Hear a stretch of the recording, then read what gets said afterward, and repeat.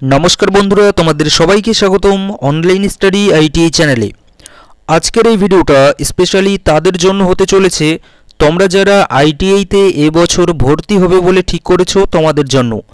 কারণ দেখো আমাদের আইটিআই তে ভর্তি হওয়ার জন্য অনেকগুলো কিন্তু ডকুমেন্টস আমাদের লাগে এবং সেই ডকুমেন্টসগুলো যদি আমাদের কাছে না থাকে বা সেই ডকুমেন্টসগুলো যদি আমাদের ভুল থাকে তাহলে সেক্ষেত্রে কিন্তু আমাদের যে ভর্তি সেই ভর্তি কিন্তু আমরা নাও হতে পারি বা আমাদের ভর্তি কিন্তু একটা সময় বাতিলও কিন্তু হতে পারে। তো আমরা আজকের এই ভিডিওতে সে নিয়ে জানবো যে আমাদের আইটিআই এ ঠিক কি ডকুমেন্টগুলো লাগবে এবং ডকুমেন্টগুলো যদি ভুল থাকে তো এখন আমাদের কি করণীয়। তো দেখো আমি তোমাদেরকে তার আগে বলতে চাই যে তোমরা যারা এখনও আমাদের তাকদ স্টাডি চ্যানেলটিকে সাবস্ক্রাইব করোনি তোমরা অবশ্যই আমাদের তাকদ স্টাডি চ্যানেলটিকে কিন্তু সাবস্ক্রাইব করে নিয়ে নাও।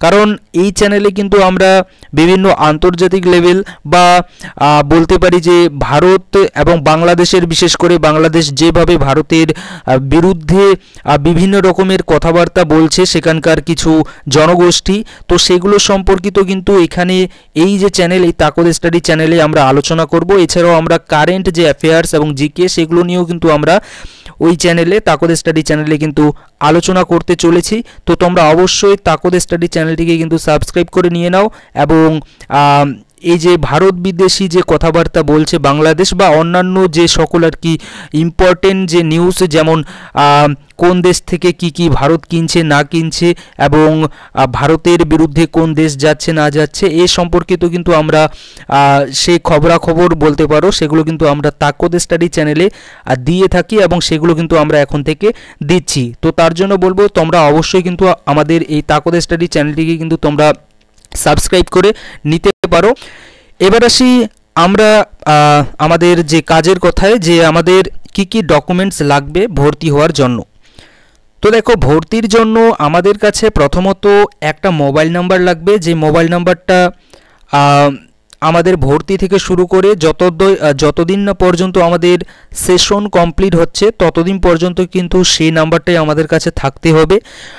তো একটা মোবাইল নাম্বার আমাদের কাছে থাকতে হবে, ভ্যালিড মোবাইল নাম্বার, এবং তার সঙ্গে একটা ইমেল আইডি। এখন যেহেতু ডিজিটালি সব কিছু হচ্ছে তো তার জন্য অবশ্যই তোমাদের কাছে একটা ইমেল আইডি থাকতে হবে এবং ইমেল আইডিটা কিন্তু অবশ্যই তোমাদের কাছে ভর্তি না হওয়া পর্যন্ত বা ভর্তির পরেও কিন্তু সেই ইমেল আইডিটার কিন্তু তোমাদের প্রয়োজন পড়তে পারে। তার জন্য বলবো তোমরা অবশ্যই যে ইমেল আইডি তোমরা দেবে ভর্তির জন্য সেটা ভালো করে একটু বিবেচনা করে দেবে, যে ইমেল যাতে সেই ইমেল আইডিটা তোমাদের কাছে থাকে সেই রকম ইমেল আইডি দিয়ে দাও। কারণ অনেকেই কিন্তু সাইবার ক্যাফেতে যায়, গিয়ে সেখান থেকে ইমেল আইডি সাইবার ক্যাফের ইমেল আইডি দিয়ে দেয়। তো তার জন্য বলবো যে তোমরা নিজেরাই একটা ইমেল আইডি ক্রিয়েট করে নিয়ে নাও এবং সেই ইমেল আইডিটা কিন্তু তোমাদের কাছে রাখো, সেটা শুধু পার্সোনাল কাজের জন্য। ঠিক, তো এখানে প্রথমত মোবাইল নাম্বার এবং ইমেল আইডি এই দুটো তোমাদের গুরুত্বপূর্ণ হতে চলেছে। এছাড়াও তোমাদের যে গুরুত্বপূর্ণ হতে চলেছে সেটা হচ্ছে বার্থ সার্টিফিকেট কিন্তু তোমাদের কাছে থাকতে হবে এবং এছাড়াও আধার কার্ড কিন্তু তোমাদের থাকতে হবে। এবার অনেকের আধার কার্ডে আবার ভুল আছে, তো তার জন্য আমি তোমাদেরকে বার্থ সার্টিফিকেটের কথা বললাম। তো যাদের আধার কার্ডে ভুল আছে তোমরা এখনও কিন্তু আমাদের ফর্ম ফিল আপ চালু হয়নি, তোমরা অবশ্যই তোমাদের আধার কার্ডটা ঠিক করে নিয়ে নাও। কোথায় তোমাদের কি ভুল আছে না আছে, যদি কোথাও নাম ভুল থাকে, বাবার নাম ভুল থাকে, ডেট অফ বার্থ ভুল থাকে, প্রত্যেকটা কিছু কিন্তু তোমরা ঠিক করে নিয়ে নাও, এখনও তোমাদের হাতে কিন্তু সময় আছে। তো আধার কার্ড তোমাদের লাগছে, তারপরে তোমাদের লাগবে মাধ্যমিকের অ্যাডমিট কার্ড, মাধ্যমিকের মার্কশিট। ঠিক, এগুলো কিন্তু তোমাদের অরিজিনাল থাকতে হবে।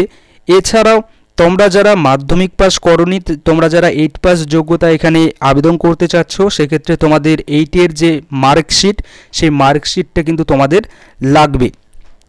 এছাড়াও যদি আমরা দেখি তো এদিকে তোমরা যারা এসসি আছো, এসটি আছো, ওবিসি আছো, এছাড়াও পিএইচ ক্যাটাগরি থেকে তোমরা যারা আছো বা আদার্স যদি কোনো ক্যাটাগরি থেকে তোমরা থেকে থাকো তো তোমাদের যে ক্যাটাগরির যে সার্টিফিকেট সেই ক্যাটাগরির সার্টিফিকেট কিন্তু তোমাদেরকে লাগবে এবং যে ক্যাটাগরি থেকে তোমরা আছো সেই ক্যাটাগরির যে সার্টিফিকেট সেটা অবশ্যই কিন্তু ওয়েস্ট বেঙ্গল গভর্নমেন্টের অথরিটি অর্থাৎ ওয়েস্ট বেঙ্গল গভর্নমেন্টের তরফ থেকে যাতে হয়ে থাকে, একটা হয়ে থাকে আমাদের সেন্ট্রাল গভর্নমেন্টের, আরেকটা হয়ে থাকে আমাদের ওয়েস্ট বেঙ্গল গভর্নমেন্টের।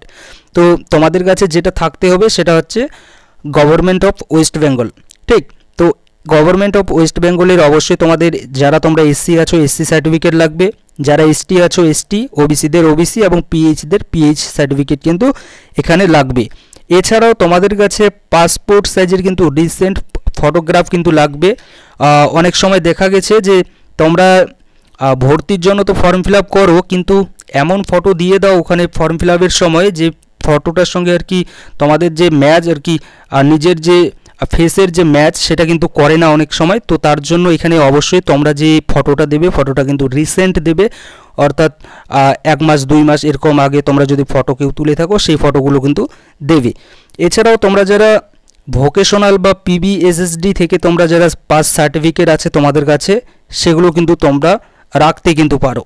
তো মেইন কিন্তু এই সকল ডকুমেন্টই কিন্তু আমাদের লেগে থাকে, আর এই সকল ডকুমেন্টে যদি তোমাদের কোথাও ভুল থেকে থাকে তো ভুলগুলো কিন্তু তোমরা এখনই শুধরে নিয়ে নাও।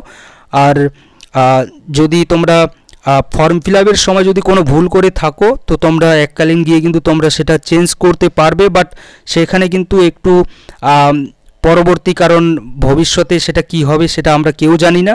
তো তোমরা যেহেতু এখনও পর্যন্ত ফর্ম ফিল আপ করোনি, ফর্ম ফিল আপ করার সময় অবশ্যই একটু ভালো করে একটু ধ্যান দিয়ে কিন্তু তোমরা ফর্মটা ফিল আপ করবে যাতে তোমাদের কোথাও ভুল না হয়।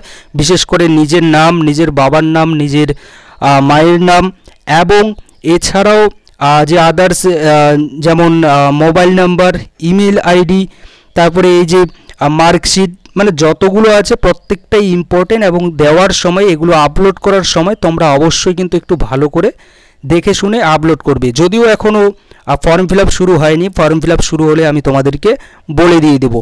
তো আশা রাখি তোমাদেরকে এখানে বোঝাতে পেরেছি যে কি কি ডকুমেন্ট তোমাদেরকে লাগবে। এই ডকুমেন্টগুলো কিন্তু তোমরা এখন থেকে রেডি করে রেখে দিয়ে দাও যাদের কাছে নেই, অর্থাৎ সবার কাছেই প্রায় আছে, এবং বিশেষ করে যাদের আর কি ভুল আছে ডকুমেন্টে অবশ্যই কিন্তু তোমরা এই ডকুমেন্টগুলো ঠিক কিন্তু করে নিয়ে নাও, কারেকশন করে কিন্তু তোমরা নিয়ে নাও, তোমাদের হাতে এখনও কিন্তু সময় আছে। ঠিক, তো আশা রাখি এখানে বোঝাতে পেরেছি। তারপরে বলবো যদি তোমাদের কোনো ডাউট থেকে থাকে এই আইটিআই রিলেটেড বা যে কোনো রিলেটেড এডুকেশনাল, তো তোমরা কিন্তু অবশ্যই জিজ্ঞাসা করতে পারো। যদি আমার জানা থাকে তো আমি কিন্তু তোমাদেরকে সাহায্য করার চেষ্টা করব। তো আশা রাখি তোমাদেরকে বোঝাতে পেরেছি। Thank you.